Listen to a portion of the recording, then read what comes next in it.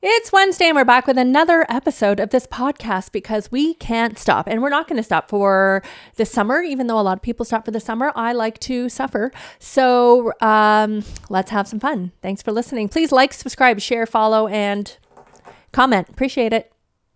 Hello, it's me, Julie Kim. Welcome to Bothered, my little podcast about being bothered. Every week I share short stories. Living like this, I might lose it. They're mostly real situations that have happened to me. You wouldn't believe some of them. Or maybe you would. Maybe you can relate. Living like this, I might lose it. As someone who has frequented a lot of coffee shops, I think I'm pretty aware of what coffee shop working or coffee shop sitting etiquette is. I do a lot of good things as a coffee shop frequenter. I don't stay for too long on just one purchase. I've been to coffee shops where someone is obviously hunkered down for like 5 hours studying or whatever, although I do give students a pass because a student is a student. But buying one coffee and sitting there for 7 hours, not that great. I tend to spend at least $10 at a cafe for every 2 hours that I'm there. Like sometimes I'll be working and then 2 hours is up and this coffee was gone a long time ago. And just because I feel bad for sitting there and taking up a space and using their Wi-Fi and their power, I will buy something else, even if it's like a juice to go or some muffin that doesn't even look good, because I feel like in a way I'm renting the space. Lots of other things like that. Anyways, this week's episode has to do with, I guess, a kind of coffee shop etiquette, and it revolves around an incident that I had in a coffee shop that I had gone in to work. I had ordered my drink, and when my drink was ready, I took it and happened to turn around as somebody was leaving a booth. And hooray, I fucking love a booth. I love a booth when we go out to a restaurant or a bar. I just like padded seating, and I like to feel like I'm seated on like a cushy bench in a little enclave. Okay, I fucking love a bench. I mean, the next time I get a new place and I have a kitchen or some sort of eating nook that I get to design, I will make it a booth, a small little booth. With maybe looking like a booth at a fancy restaurant or a diner. I don't care. I love a fucking booth. So anyways, this was the only seat in the cafe that came up. So I sat at it and I put the coffee down. I sat, and as I started to take out my laptop, an angry old woman came walking from the outside of the cafe and stormed over to me, and she put her bag on the table and she said, "I was waiting for this table." And I said, "Ke?" No, I did not, but it's something I say lately. I said, "You were waiting for this table?" She said, "Yes, I was sitting outside waiting for this table. I have been waiting for 10 minutes. And I didn't like the way she talked to me. And I said, "Is that the system of waiting for a table? Just waiting outside, not even close to the table or looking directly at it?" She said, "Well, I was here first and I was waiting outside." And again, I did not like the way she was talking to me, which reminded me all too much of how a lot of old women have talked to me in similar situations. And I said, "Well, I don't believe those are the rules." And I didn't move. And this lady kind of left in a huff. And then in the booth in front of me, there were two other people. And the person that was facing away turned around just slightly. And by slightly, I mean 15% rotation. And he goes, "Yes, it does. It does work like that." And then he turned right back. I mean, the most passive aggressive I've ever seen anybody be, even for Vancouver. He wanted to side with this woman, and he believed firmly that she should get this table, but not enough to turn around even 20% so that I could actually see his profile. He turned around so little, I don't even know if he had a nose. And it was the most broadly weak advocacy I've ever seen for anybody else. And I said, "I don't believe those are the rules. Would you like to have an actual conversation and turn around all of the way?" And he just goes, and he kept working. I don't know what's wrong with people. I don't think I did anything wrong. If there was a woman who was waiting for a long time and she was, in a wheelchair or a walker, and she asked me very nicely, she said, "Oh, excuse me, this is, very difficult for me. I have nowhere to sit. I have a knee problem and I'm too cold from arthritis and I can't sit outside. Would you mind? I've been waiting here. I know that you came here first and there is no such system as I am making up where I can just, wait outdoors of a cafe for a table that's inside when I want it to just be mine. I'm sorry, but would you just give it to me? I might have said yes. I might have said yes if she didn't talk to me so condescendingly. Is that a word? Yes, condescendingly, and just sounding like she was so entitled to this table by making up a fucking rule. And I saw her, actually, I left this part out. She kind of complained to the lady behind the counter who was like making coffee. They call them baristas. And she's like, oh, this is my table. And the lady didn't want anything to do with it. The lady behind the counter, another woman of color, I'll only mention in case it maybe is of significance, because that lady didn't give a shit at all. She actually rolled her eyes, which made me wonder if there was a previous incident with this lady who liked to go around talking to other younger ladies as if she kind of owns the place. So that lady working there was not having it. So anyways, the old lady left. The person at the other booth who kind of made it his business, 5% of the way for 10 seconds was out of it. So I finally settled in and I got to work. I mean, I'm not even saying that this was entirely disruptive to me, but it's just kind of one of those situations where it's like, what the fuck is this, right? I don't know what the official rules are, probably because there are no official rules, okay? There's no reservation at a cafe. This is what I've done at a cafe when I've gone there and there's no seating available and I want, say, a seat. I'll just stand there awkwardly. And maybe this is what some people are unwilling to do. They're unwilling to be awkward about it. They're unwilling to hover by and just look around, because that is doing the work. Okay. You do the work of actively scanning. And when someone looks like they're leaving, you go over and you kind of lurch there for a bit. And if they make eyes with you, they might be like, oh, would you like to sit there? In which case I'd be like, oh, me? Yeah, of course I'll sit there. I'll do that kind of thing. Very rarely have I been like, do you think you could let me know when you're leaving? I'll just be seated over here. Maybe I've done that one time and I'm not even so sure I'm comfortable with doing that. I don't know if I would do that now. Because if someone's seated at a cafe, it is up to them. When they leave, it is also up to them what they do when they leave. It is burdening somebody by having to turn and look for you to give you a heads up that they're leaving. They are welcome to just do their thing, pay zero attention to anybody else hovering, and just leave. It is incumbent upon the person who wants the seat to wait and then get the seat. Had that old lady also been standing there looking at the table, I wouldn't have even taken the table, but she was fucking outside. And what kind of insane old bitch. Oh, I shouldn't have said that. We'll bleep that. What kind of entitled old lady thinks that they can will a table to be theirs because they waited outside for it for any amount of time? Oh my God. It kind of reminds me of a few times where we've gotten a spot.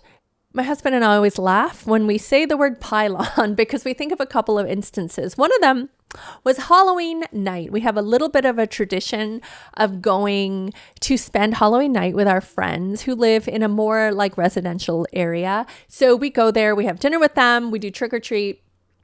And we were parking in their area and there was a spot on the road in a public area that had a pylon in it, because the people who lived on the street wanted nobody to park there except maybe them or their friends. And they thought they could reserve a public parking spot on the street with a pylon. And let me tell you, that is not official city bylaw at all. So I might have, as in certainly did, get out of the car. We had a small child, okay? We had somewhere to go. It was Halloween. Halloween is our Christmas, okay? For a family with a small child, Halloween is very important.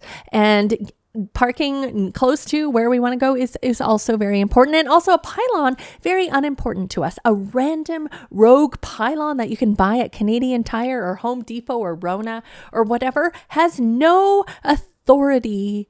All right. So I moved the pylon and we parked there. And we did, in this case, watch The people in the home in front of the pylon just look out of the window at us a little bit in horror. They didn't come out to argue with us because they didn't have an argument. You can't just leave a pylon in a spot because you want the spot, okay? So I moved the pylon. I didn't like kick it. I didn't steal it. I just like put it just in front of the car, and I left it there completely intact without any damage, and we parked there.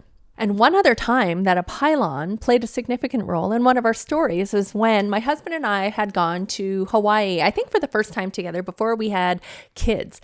And we took one of those like group excursions to go snorkeling, not scuba diving, because that actually kind of scares me, but I love a snorkel. Like I love a snorkel. It's one of the only times actually in life that I unplug and I think of nothing else except being in the water. And it's okay to be like not the best swimmer when you're snorkeling because you're staying afloat with the snorkeling gear and you're among turtles and stuff. And my producer's telling me to speed it up, but I don't want to because I really fucking love a snorkel. Like it really is my happy place. Now I will move on because I want to. So we were not running late. We were just in time, but we would have been late if we weren't able to park in the lot. There were no parking spots available except for one that was occupied not with a car, but with a lone pylon. And again, not a pylon with any authority, not a big, powerful looking pylon. It was like a small, dinky, like little league kids soccer game pylon. Okay. It was wider than it was tall. That is the hallmark of an unofficial pylon. Okay. And so I instructed my husband to let me out as he was circling, and I walked by the spot and I just like picked up the pylon, kept walking, and then dropped it off somewhere else. And then he swooped in and he took the spot and we went off to our snorkeling adventure. And as we were like going with the group, my husband actually remembered that he forgot something and he went back to the car to get it. And he tells me that there was a man who said, "Hey, wasn't there a pylon in this spot?" And my husband said, "Oh, I didn't touch a pylon. I don't know anything about a pylon." And then he left. And then we went on an excursion. And when we came back, everybody, my husband noticed, because I don't notice these kinds of things, somebody had keyed our car, a very big dent into the convertible Ford Mustang that we rented with full insurance. So it doesn't matter at all. It didn't matter to us at all. But someone keyed it. They needed to get that aggression out. I mean, of course, it was whoever's pylon that was. And let me say, there was no sign, okay? We always respect a sign or a threat to tow. If a spot is actually owned by somebody and you use actual words to communicate that and threaten us, we're never going to like park in a spot, okay? Because rental insurance does not cover towing. And towing is such a pain. Like it takes up like half a day, etc. Anyways, that is our experience with pylons. And that is our overall experience with people thinking they can claim a space when they cannot. We don't believe in it. We don't do that kind of thing because we think it's behaving like a terrible person. How do I bring this back to the coffee shop? I mean, do I even have to? That was just one day where unfortunately, I had a fight with an old lady, okay? But she started it. I did not start it. And I didn't even raise my voice. I was not mean. I was not rude. I didn't like swear at her even one time. I just didn't let her bully me. All right. That kind of thing actually happened one other time. Let me get into this story. We were all waiting to get on a flight. I was going on some flight alone somewhere. There were 2 seats available, just like in the seats by the gate. And I sat down in one of them, okay? There were no signs, there were no pylons, there was no luggage. So I had a full reason to assume that this seat was not taken. And then I saw 2 extremely old ladies walking very slowly up to the seats. I swear to God, I don't have anything against old ladies. I mean, I like the ones in my family, kind of. I've been very nice to lots of other old ladies. I like many old ladies that are very good people, but some of them cause some shit with me when we go out to places, okay? And you know it too. If you're listening, you know by far a lot of the times people who do microaggressions on women and women of color and people of color are old ladies. And sometimes it's not bad enough to call, someone a Karen or a Karen senior, but a lot of the times really bad behavior comes from these old ladies who talk to you like they can boss you around, or they're like constantly scolding you. So in this case, these two old ladies came over and they apparently thought these were their seats. Perhaps they were sitting there before. I didn't know.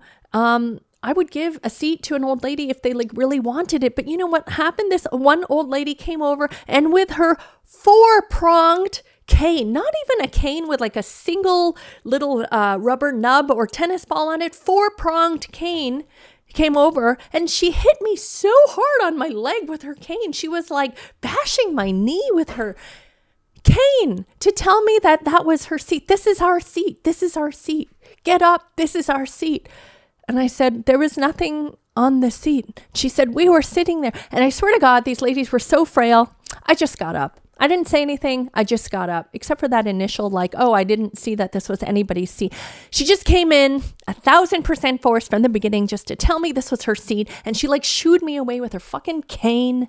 And because I didn't want to get booted off my flight, I didn't want anything to escalate, I let her have the fucking seat. One other incident that actually happened kind of recently that does not involve an old lady, but it involves a lady, is when my husband and I took our child and a bunch of friends. We went to Legoland in California. This is a few years ago. And we made the decision to stay at one of the themed hotels, okay? And the lobbies are full of all of these activities and shows. And so our child was off, doing a dance time with bubbles or whatever with some characters, and my husband and I stayed back, and there were a few chairs, and I sat in a chair, a completely empty chair with a table beside it that had nothing on it. And this lady, another mother, came back and she said, oh, we were sitting there. She was trying to claim this chair that had nothing on it and a table beside it that had nothing on it. What she had was a hat on the table next to the other chair on the other side, and she thought that meant that she had claim to all of the tables and chairs. In one of the coolest responses, and by cool I just mean super chill, and by super chill I don't mean because I have evolved or I was super understanding. I was just fucking tired from a day out in Legoland. I just went like this. No. And I that is so uncharacteristic of me that my husband just busted out in laughter. And I wish I could say that I do that more of the time. Instead, I actually match energy a lot of the times, and I want to argue and I want to rationalize with a person because I truly want to understand where someone's coming from. And I kind of like to tell a bitch off, but in this case, I was just too tired and I was like, no, because it was also so incredibly ridiculous that she thought that she could even say that this was her chair. She didn't even need the chair. She sat in that other chair. Nobody else came up. No child came back and say, Mama, what happened to our chair? Nothing at all. For 45 fucking minutes, nobody came. People are greedy. And that's what this old lady at the heart of the story was. She was fucking greedy. She thought that she could sit in this booth because she was thinking about it with her brain from the outside. And that is not acceptable, everybody. That is not acceptable at all. Let's be better. Thanks for listening to this episode of Bothered. We will be back next Wednesday. We're back every Wednesday. And reminder that we are now a video podcast in addition to audio podcast. And we have a little blog at juliekimcomedy.com/a podcast.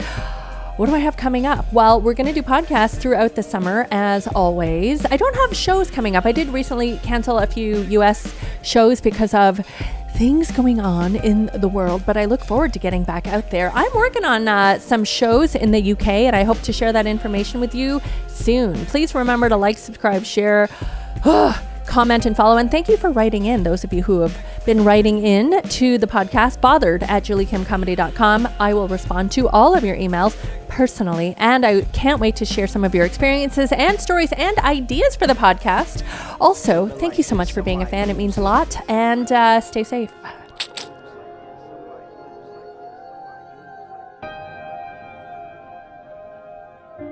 Living like this, I might lose it.